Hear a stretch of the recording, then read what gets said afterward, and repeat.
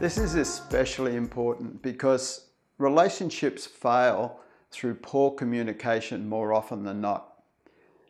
And as I've observed and studied the rise and fall of human behaviour over the last few decades, it's clear today that people often are pulling people down rather than building them up.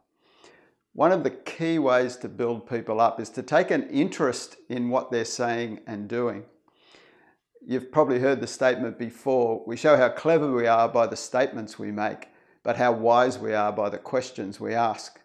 So today we're concentrating on reflective listening. But there are two areas of reflective listening. One is to repeat back to people what you think they just said to you to get clarity. The one I'm talking about here is reflective listening, where when someone starts talking, you continually ask questions about the last thing that they said. Most people's interests are across what we would say form: family, organisation, recreation and money. And generally when we meet someone, we ask quick questions across those topics and the conversation can fall fairly flat. But if you ask questions down each topic, then you'll get to someone's interests, or you'll get to perhaps a need they have that you can help with, and you get connection. And this is with someone who you're familiar with or someone you're just meeting.